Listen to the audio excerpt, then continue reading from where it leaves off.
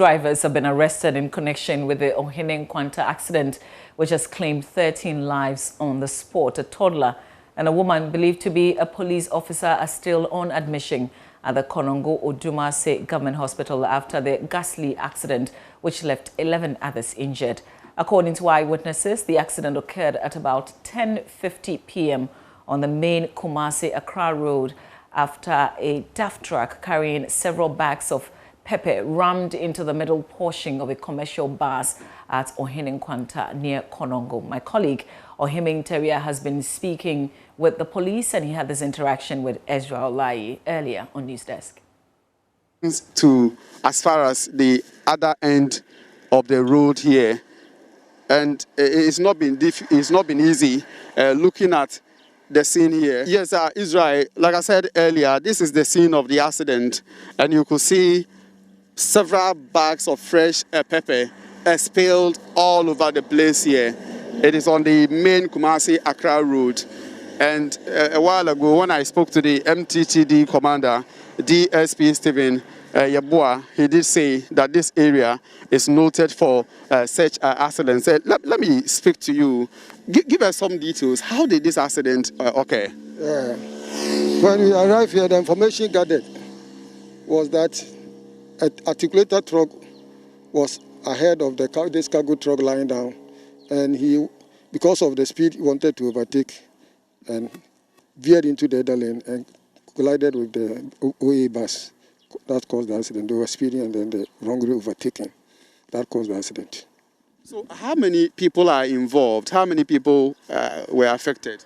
In the bus, 26 passengers were on board together with the mate and the driver. So 13 people died on the spot and 11 were quickly rushed to Konongo Accident Government Hospital for treatment. So far, the dead were also conveyed to Stewart Hospital morgue for identification and autopsy so far. In terms of this particular spot, when you talk of accidents, what is so special about this curve here on the main Kumasi-Konongo road? It's always overspeeding and wrongful overtaking. They are indisciplined on the road whenever they reach here. A driver reaching on the curve is supposed to take time and then overtake at a proper place, but they do drive carelessly on the road. That causes the accident. They don't observe anything. They just overtake. Other car is coming or there's no car coming. Is it the first time that the MTTD has been called to this scene to, manage accidents? Several occasions for this very spot. Several occasions. This place and then Lady Diner.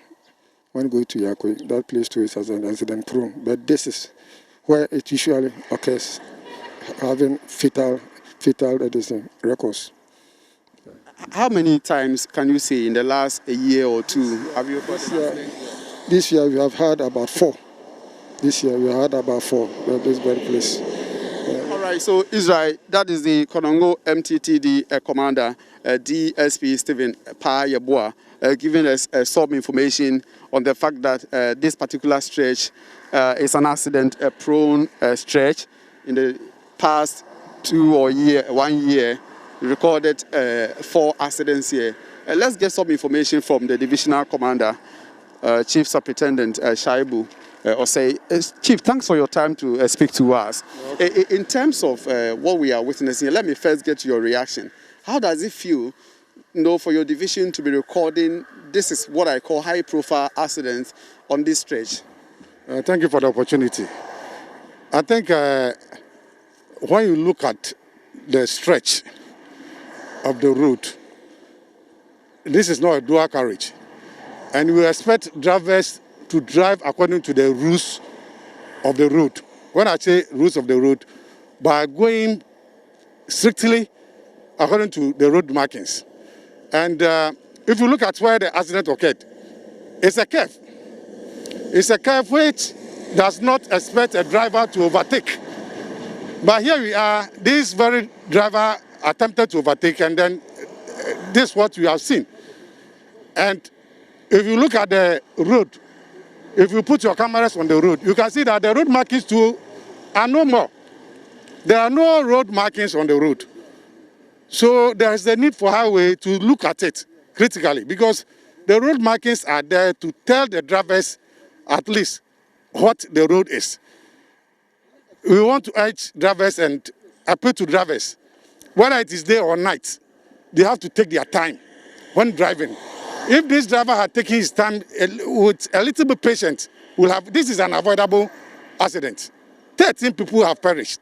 People who are taking care of their families and wives and sisters are no more. Women who are taking care of their children are no more. How can you live in a country like that? Drivers flying on this road from Kumasi to Accra. When you are driving, you see drivers overtaking and facing opposing vehicles coming from the opposite direction, telling those drivers to get down and drive on the shoulders of the road, for them to give them a chance. This is unacceptable and is ongoing on this stretch of this road. You want to appeal. It is only attitudinal change. Without attitudinal change, police cannot line up police personnel from Kumasi to Accra. And the national security cannot put up cameras from Kumasi to Accra to ensure that drivers obey rules of the road. It is attitude. We have to change our attitude. Passengers must speak. When drivers are driving dangerously, they have to tell them courteously that they should take their time. If you don't do that and we don't change our attitude, I'm afraid we have a long way to go. Coronavirus don't kill people, 13 people at a go.